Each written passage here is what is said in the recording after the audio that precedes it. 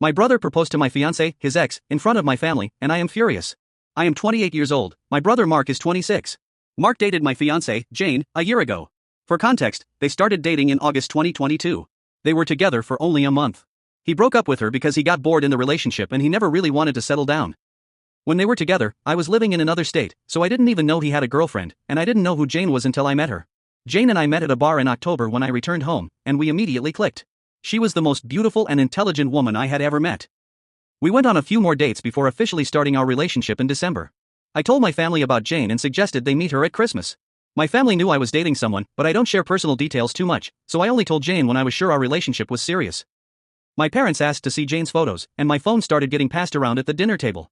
When Mark saw them, he threw a fit, calling me a terrible brother for dating his ex, and demanded that I break up with her. I refused. When I asked Jane about it, she confirmed that they had dated and explained the breakup. It took a few weeks, but eventually Mark stopped blaming me for dating his ex, and I thought he had calmed down. On Jane's birthday this year, I invited her to a different restaurant. Both of our families and her best friends were there. I proposed to her. Mark threw a scene again, but my sisters immediately shut him down. And here's what happened last weekend. For the past 2 months, Mark had been quiet. I rarely saw him and assumed he had just limited contact with me, which was fine. Then he invited Jane and me to a family dinner at his apartment, along with our parents and sisters. It seemed odd, but since our parents and sisters were invited too, we decided to go. The dinner was pleasant, nothing special, and we moved to the living room to talk. About 30 minutes into normal conversation, Mark stood up and said he had an announcement. He gave a long speech about how happy he was to see the family at an important moment for him, then got down on one knee and pulled out a cheap ring, proposing to Jane.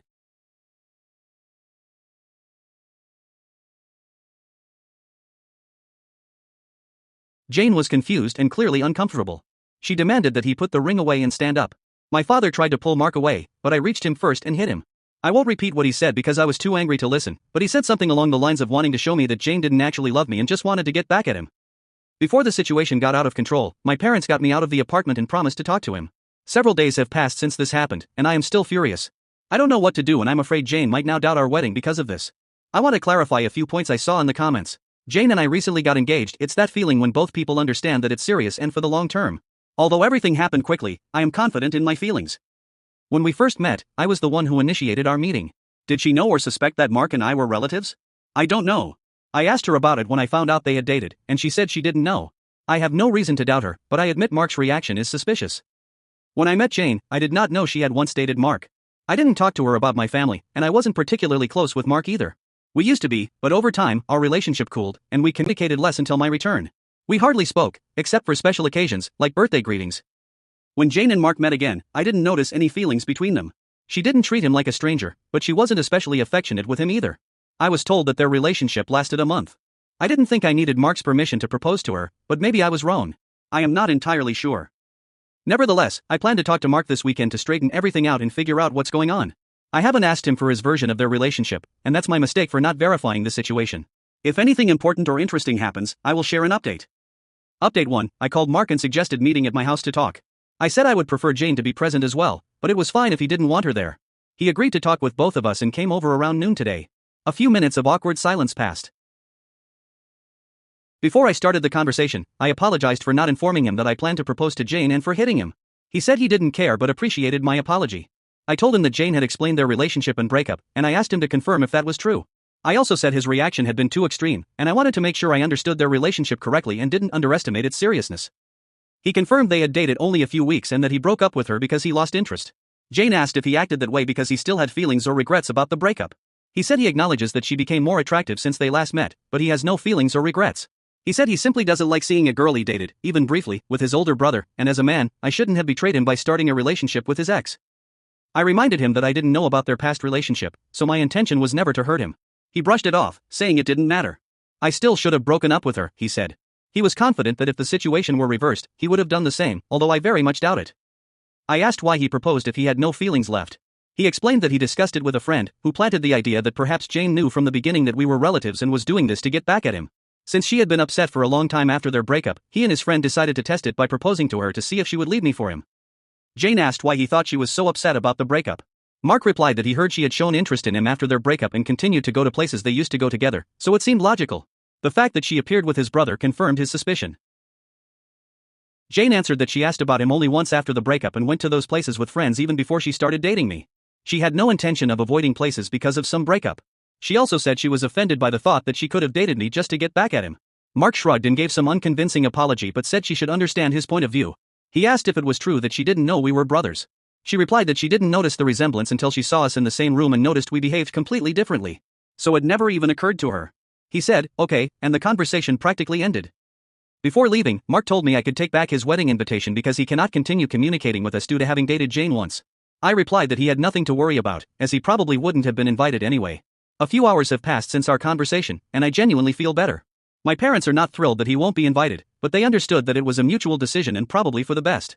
My sister said that from the very beginning, they knew he had no valid reason to act like a jerk and they don't blame me for not wanting to see him at the wedding. At the moment, I plan to limit contact with Mark, and he is unlikely to reach out either. Update 2. A little time has passed since my last conversation with Mark, and several events have occurred. Mark and I barely communicate since our last talk. I haven't called him, and he hasn't called me. The only interactions we have are at family events, as before. My mother is unhappy that Mark is still not invited to my wedding. It all started with a comment on my younger sister Sophie's 22nd birthday. Her boyfriend, whom she has been dating for about 4 years, proposed to her at the end of the evening. We were discussing how she envisioned her ideal wedding. She talked a little about wanting a wedding abroad, shared ideas about the cake and dress, and then said something like, "Teddy, I know Mark isn't invited to your wedding, but you wouldn't mind if he came to mine, right?" I laughed and said that even if I wanted, I couldn't be angry about her guest list. Mom gave me a strange look and asked if it was true that Mark really wasn't invited to my wedding. I said yes. She started getting annoyed. She said she thought I was joking and accused me of being unfair by forbidding him to attend the wedding since he is family. She accused me of being angry just out of stubbornness. I reminded her that Mark and I had decided ourselves that he wouldn't come. Then I told her that now was not the time to discuss my wedding, as it was Sophie's day. If Mark or Mom wanted to talk about my wedding, they could call me later. Sophie argued with Mom, accusing her of trying to talk only about Mark on her special day. Mom dropped the issue. For those who are interested, Mark did not attend Sophie's party, claiming he was at work and couldn't come. A few days later, Mom came to my house and said she wanted to talk about my wedding. She asked why I insist on not inviting Mark.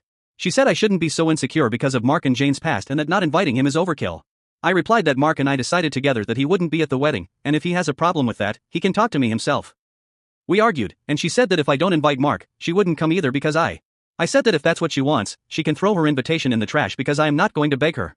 She asked if I would be okay with her not coming, and I replied that this isn't the first time she skipped an important event for me because of Mark.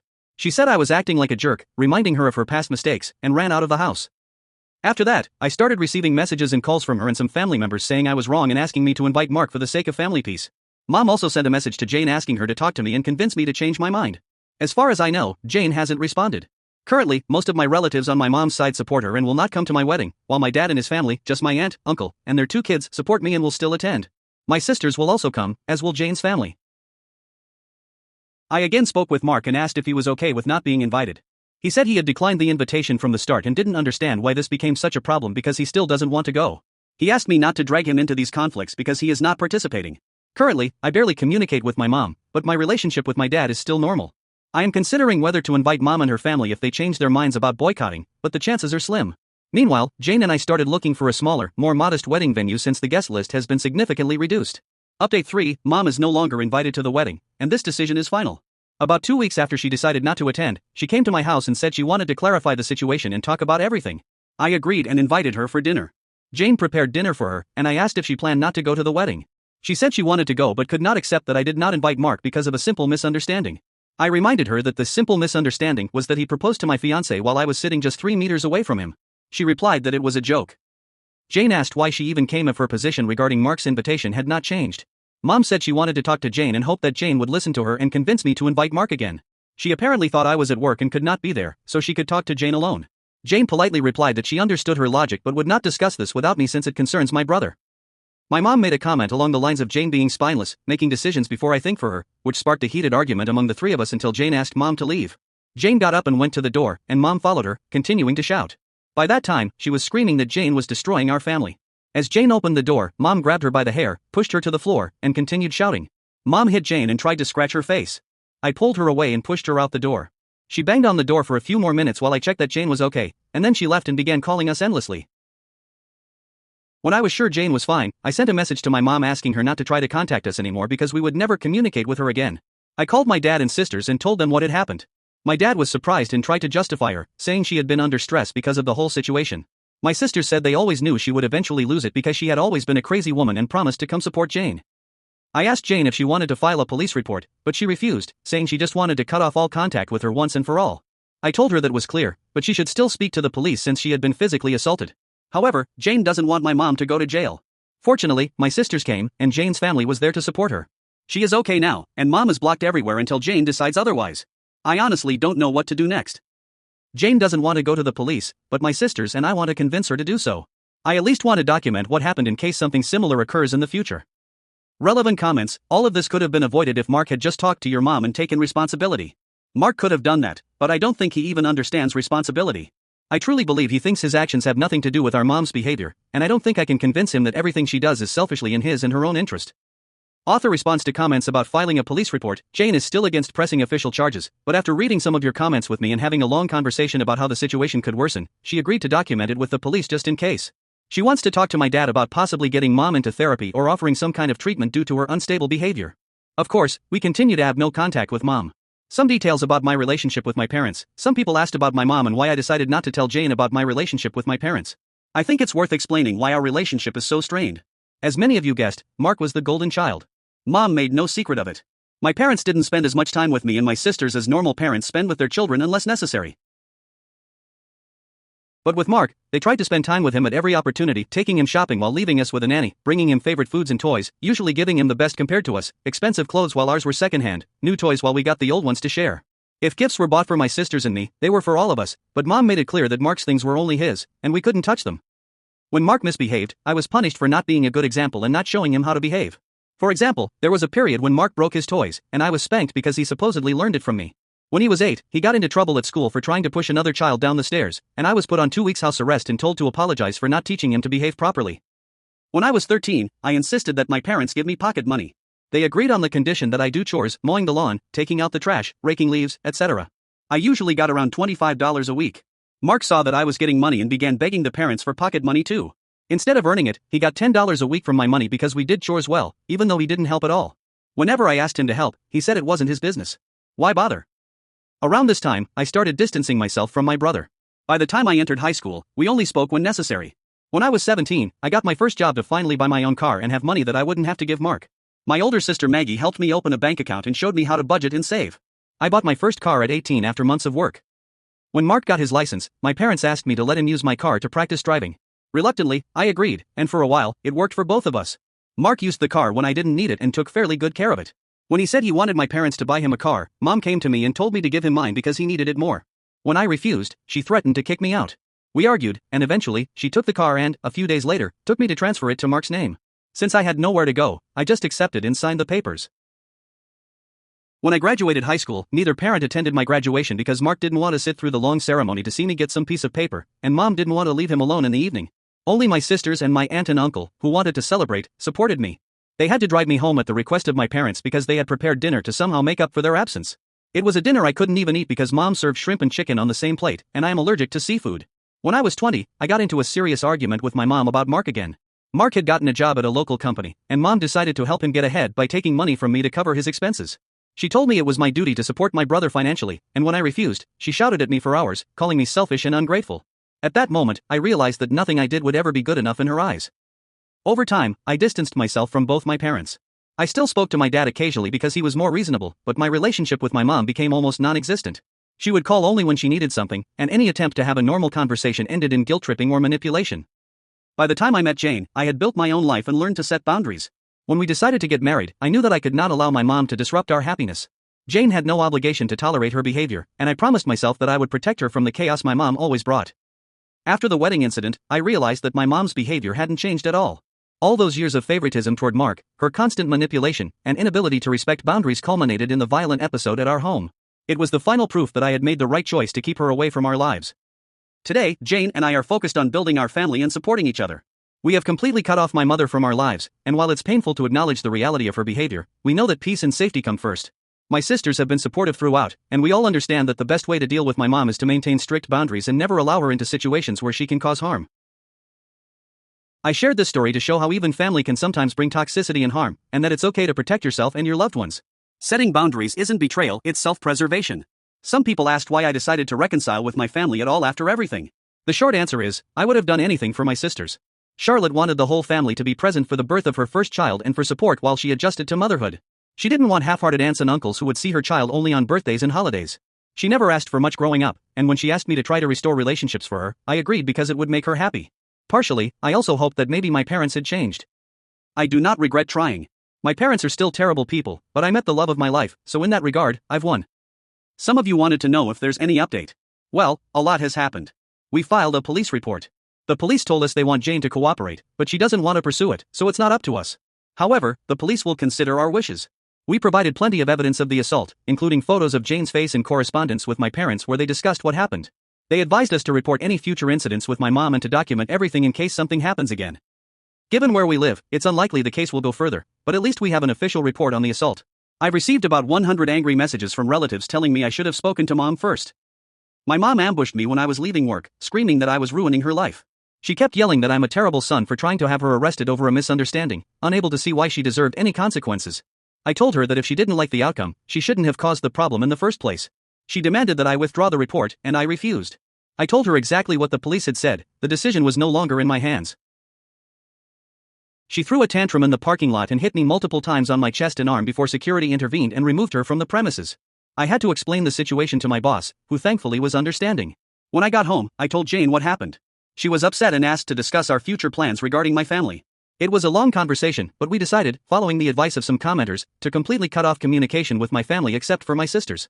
We concluded that they bring unnecessary stress into our lives, and we're not even married yet. Jane said she wants to consider moving and creating distance between us and my family. She explained that she tried not to interfere in my family problems because it wasn't her place, but she can't tolerate my mom's behavior anymore and that my father allows her to mistreat us. Much more was discussed, but I agreed with her. They bring more problems than benefits. I also agreed to start therapy, and she's helping me find a suitable specialist. I decided to call my father after our conversation and tell him that I am going to cut off all communication. He didn't answer my first call, so I left a message asking for a long conversation. When he called back, he asked if mom could be part of it. I said that would be appropriate since she also needed to hear what I was going to say. The conversation went about as expected. I told them both that Jane and I are removing them from our lives. My father demanded an explanation for why I was doing this after all our efforts to reconcile. I told him that the whole situation with Mark showed me that nothing has actually changed and that, in their eyes, the world still revolves entirely around my mom and my younger brother. I said that their constant favoritism toward Mark has brought our relationship to a point of no return, and I no longer want to maintain a failing relationship. I added that I agreed to the reconciliation for Charlotte's sake, but I am not willing to tolerate their disrespect toward me and Jane anymore. I told my mom I'm tired of being her scapegoat for Mark's bad behavior and poor upbringing. I also said I will never forgive her for what she did to Jane, as well as everything she did to me and my sisters when we were children. My mom started saying that I need to let go of the situation like my sisters did, but I interrupted her and said that she should be glad for their forgiveness because she will never get it from me, especially after everything that has happened over the last few weeks. She began crying and asked how I could treat her like a villain. I told her she only has herself to blame because I did nothing wrong. She cried even harder and said she regrets everything she did to me and that I have only tried to ruin her life. This caused another heated argument between her and Jane, who bluntly told her that she is a terrible mother and added several harsh epithets for what she said to me. I don't know if mom left the room or just went silent, but she didn't speak again after Jane finished. My father said he disagrees with cutting them out of my life and asked me to try to understand mom's perspective. He added that it's hard for her too because her children are feuding and that I am being unfair to her. The last thing he said was that we are a family and the past shouldn't stop us from moving forward together. I told him that the only people she has ever cared about are Mark and herself, and nothing he could say or do would change my mind. I told him it's up to him whether he wants to keep my number, but I am blocking him and mom everywhere and will not reach out again. After that, I hung up. I sent a long email to the entire family with links to my posts, canceling invitations for everyone except my aunt, uncle, and sisters. I haven't cried in a long time, but Jane hugged me as I cried after sending the email and assured me that we will get through this. My sisters also contacted me. After reading the email, I apologized to Charlotte for not being able to continue the reconciliation as she wanted, but she said it's fine and it's not my fault that I had to cut my parents out of my life again. The family's reaction was mixed. Some are angry that I aired family problems online. Others are angry at my parents because they didn't even realize things were so bad. The last person I spoke to about everything was Mark. He asked if I'm cutting him out too, and I said no, but I won't make any effort to maintain communication with him. He didn't argue and simply wished me luck for the wedding, and we haven't spoken since. Now Jane and I are looking for a new place to live, planning to move closer to her brother, who lives about 3 hours away from us, and we like the city he lives in. I talked to my boss about a transfer, and Jane is exploring remote work or a new job. We also changed the wedding venue again, as the guest list has been significantly reduced. My future brother-in-law suggested considering hosting the wedding at his lake house. I don't plan to write here again unless something catastrophic happens, at least until the wedding, as I want to move forward. I will try to answer any questions that arise. A commenter asked if mom might try to find out where we are moving. Yes, I can already anticipate the consequences of moving. She will definitely try to follow us because she's the type to go crazy if she doesn't get what she wants. When she doesn't get her way, she becomes obsessive until forcibly stopped. I talked to a lawyer friend about a possible restraining order to stop her before she starts. Mom read the comments, according to Sophie, reading posts and comments, and thinks that some strangers have no right to tell her she's a bad person. I don't think we'll ever reconcile. I wish them all the best, just far away from me and my family. So, leave your comments about what you think of this whole story. Personally, I think the author is basically right. This is a classic case of the favorite child in a family. The sisters, in my opinion, behave typically as well because girls tend to be softer. What surprised me a little is that Mom read the comments and didn't react at all. After all, people from outside are commenting. But then again, what can you expect from a person who thinks they have all the answers? I know this type of person. Thank you for watching this video to the end. Check out our previous video.